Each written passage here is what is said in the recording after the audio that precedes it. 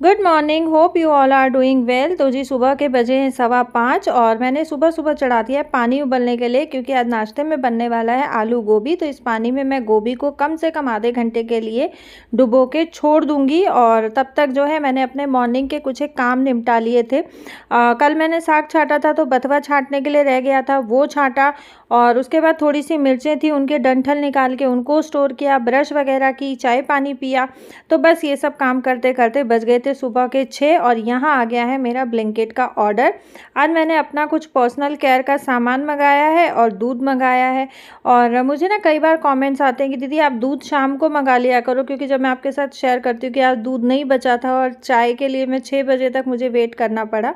तो जी मेरा ये रहता है कि मॉर्निंग में फ्रेश दूध मिल जाता है, तो इसलिए मैं मॉर्निंग में ही मंगाती हूँ। और हमारे यहाँ ब्लिंकिट की मैक्सिमम डिलीवरी 8 मिनट की है। यहाँ मैंने साथ साथ सब्जी छौंकने के लिए तेल चढ़ा दिया है। तेल गरम होगा तब तक जो है मैंने आटा छान लिया है। और आटा मैंने इस बार टंकी में ना छान के डाला हुआ है, तो मैं आटा नहीं छानती हूँ।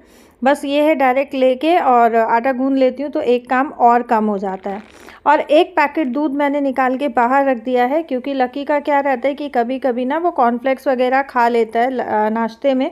तो अब ठंड होने लग गई है, तो बच्चों को ज़्यादा ठंडा दूध नहीं दिया जाता।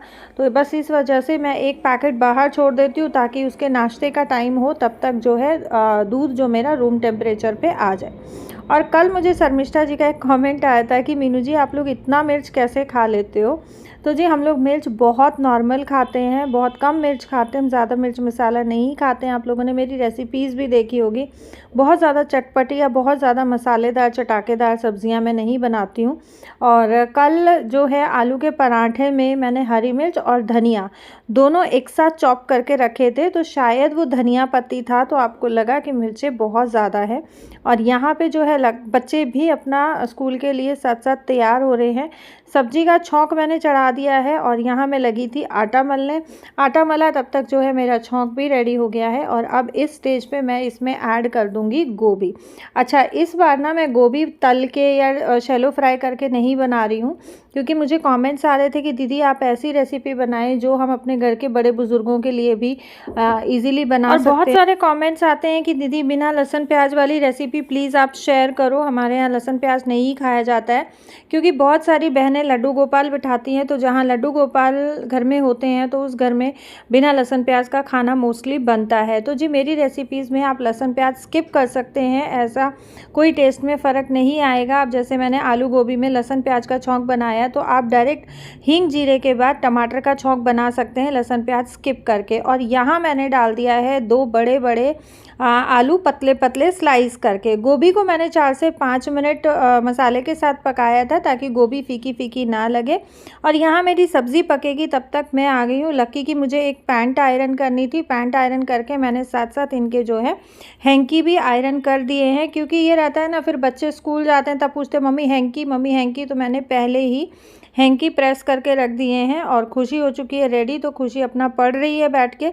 लकी अभी नहाने गया हुआ है इस टाइम पे। तो बस मुझे ये था कि तीनों पापा बेटों के मैं हैंकी अभी साथ साथ प्रेस करके रख देती हूँ, ताकि मेरा बाद का थोड़ा सा काम कम हो जाए। और सुबह के काम सारे एक दूसरे के साथ इस तरीके से इंटरकनेक्टेड होते हैं कि आप एक भी काम स्किप नहीं कर सकते हो।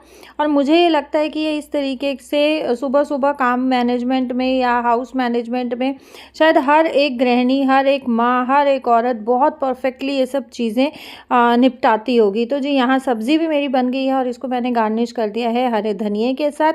और यहाँ पे मैं लगी थी रोटियाँ बनाने और बच्चे डाल रहे हैं अपना नाश्ता।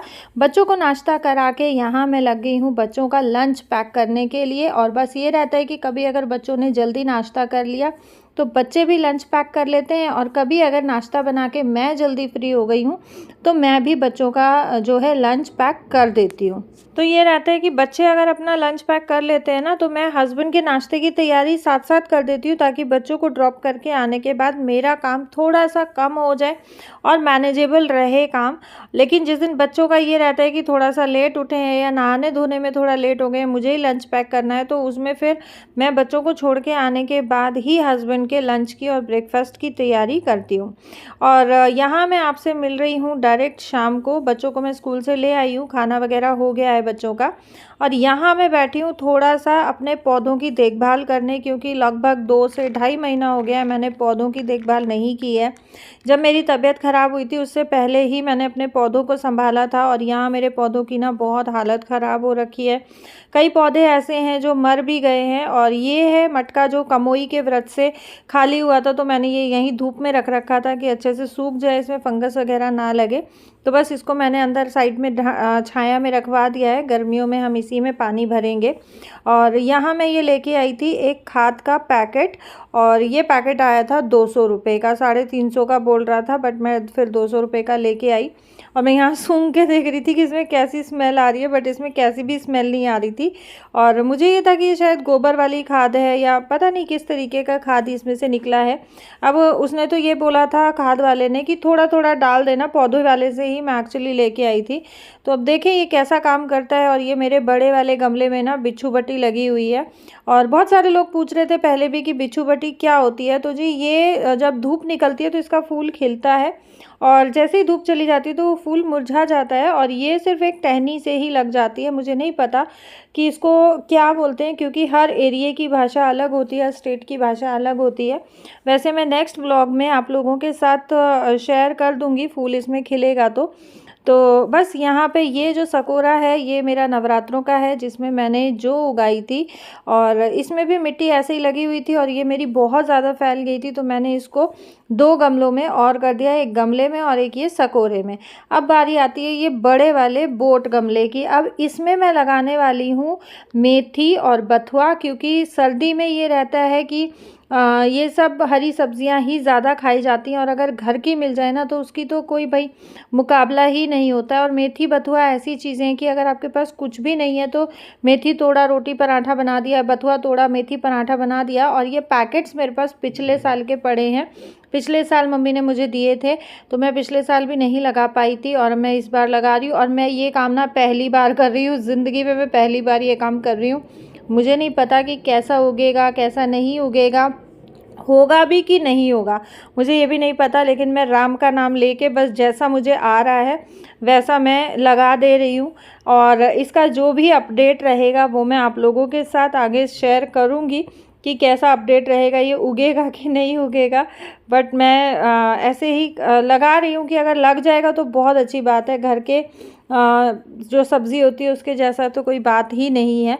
और अगर मेरा ये मेथी बथुआ अच्छे से उग गया ना तो उसके बाद फिर मैं और भी सब्ज़ियाँ लगा लूँगी, क्योंकि मेरी इस बालकनी में ना सर्दी में बहुत अच्छी धूप आती है, और सर्दियों में अगर पौधों को धूप मिल जाए ना तो पौधे बहुत अच्छे चल जाते हैं। और यही कारण है कि आज मैं सारे पौधे इसी बालकनी में ले आऊँगी, और इसके मैंने 2 पार्ट कर लिए हैं। आधे में मैं लगा रही हूँ मेथी, और आधे में लगा रही हूँ मैं बथुआ। अब मुझे पता नहीं है कि ये कैसा होगा कैसा नहीं होगा, बट ठीक है लगा देते हैं। और यहाँ मैंने जो है मेथी के दाने मिट्टी में डाल दिए, उससे पहले मैंने खाद डाल दिया था जो मैं लेके आई थी, और उसके ऊपर मैंने हल्की हल्की मिट्टी डाल दी है, क्योंकि मुझे ये था कि अगर मैं इसको मिट्टी में मिक्स कर दूँगी तो शायद अंकुरित ना हो मेथी, तो इसलिए मैंने ऊपर से हल्की हल्की मिट्टी डाल दी है। बथुआ भी मैंने डाल दिया है, और ये बीच की लाइन मैंने ख़त्म की ना तो मुझे ऐसा लगा कि बीच की जगह खाली रह गई है, तो इसमें थोड़ा और मेथी बथुआ डाल देना चाहिए। पहले मुझे ये था कि आधा आधा ही डालूंगी, बट फिर मैंने और भी इसमें डाल दिया है कि कुछ बीज उगेंगे कुछ बीज नहीं उगेंगे। तो बस ये है मेथी बथुआ तो मैंने उगा दिया है, और बाकी के भी उस बालकनी से लकी एक एक पौधे करके लाता जा रहा है। अब मैं करूँगी कड़ी पत्ते को। कड़ी पत्ते की गुड़ाई किए हुए बहुत टाइम हो गया है, और ये कड़ी पत्ते का जो पौधा है ना ये अपने आप ही उगा था ना, हमने बीज लगाया नहीं कुछ भी नहीं। इसमें जो पहले कड़ी पत्ते का पौधा था वो सूख गया था, और सूखने के भी कई महीने के बाद ही अपने आप फूटा था, लेकिन ये बढ़ नहीं रहा है, ये छोटे का छोटा ही है। तो आज मैंने इसमें गुड़ाई करके इसमें भी मैंने खाद डाल दी है। गुलाब जो है वो भी मेरा सूख गया है, उसमें कभी भूले भटके एक आधा फूल आ जाता है, तो उसकी भी मैंने गुड़ाई करके खाद डाल दी है। और ये है चमेली का फूल, चमेली का मैंने पौधा लगवाया, मोगरे का फूल, मोगरे का पौधा है ये, चमेली का नहीं। मोगरे का पौधा है, तो ये पूरा झाड़ जैसा हो रखा था। इसको मैंने नीचे से काट के इसकी कटिंग करके और इसमें भी मैंने खाद डाल दी है सदाबहार। देखें वो भी मेरा बिल्कुल सूख गया है। और ये पौधे ना जंगली पौधे उगे हुए थे, तो मुझे ये था कि चलो ठीक है, हरियाली तो दिख रही है, पौधे में लगे रहने दो, बट इनमें से ना अब स्मेल आने लग गई थी, तो इसलिए मैंने वो उखाड़ दिए हैं। और ये है सदाबहार का एक और, ये सदाबहार का एक पौधा लाके हमने घर से लगाया था, और इस एक पौधे से ही सदाबहार के मेरे पास बहुत सारे पौधे हो गए हैं। मोगरे के भी 2 पौधे हैं, क्योंकि एक मैंने पहले लगवाया था, उसके बाद ये सूख गया था तो दूसरा लगवाया, बट दूसरा भी चल पड़ा। तो मेरे पास मोगरे के इन टोटल 2 पौधे हैं। तो आज मैं सारे पौधों की कटिंग करके सबकी अच्छे से गुड़ाई करके सब में खाद डाल देने वाली हूँ। अब मुझे पता नहीं है कि मेरे हाथ से ये मतलब मैं खुद से कर रही हूँ तो ये चलेंगे कि नहीं चलेंगे। अगर नहीं चलेंगे तो फिर मैं माली को बुलाऊंगी। लेकिन मुझे ये था कि माली आता है 1,500-2 हज़ार रुपये हर बार ले जाता है, कुछ खास करके भी नहीं जाता है, तो मैं खुद से ही करके देखती हूँ, थोड़ा गुड़ाई करके और इनमें खाद डाल के और देखती हूँ। वैसे मैंने धानु को बोला है, उनके यहाँ भैंसें वगैरह डेयरी हैं जिस एरिया में वो रहती है, गोबर की खाद लाने के लिए उसने ला के भी रखी है, लेकिन वो डेली लाना भूल जाती है, उसके घर पे रखी हुई है। तो जी पौधों की तो सबकी गुड़ाई होके मैंने खाद डाल दी है। अब बारी आती है पौधों में पानी डालने की। तो पानी मैं बिल्कुल ऐसे पाइप से या डब्बे से नहीं डालूंगी, मैं हल्का हल्का बस पौधों में छिड़काव करूंगी, इसीलिए मैंने बाल्टी को पूरा नहीं भरा है। और डब्बे से छिड़काव करने से क्या होगा कि खाद ना नीचे तक थोड़ा रिस जाएगी, लेकिन अगर पूरा डब्बे से डाल दिया तो पूरा नीचे तक पहुंच जाएगी, तो खाद का असर नहीं होगा। और ये बात मुझे बताई थी पौधे वाले ने, जिससे मैं खाद लेके आई हूँ।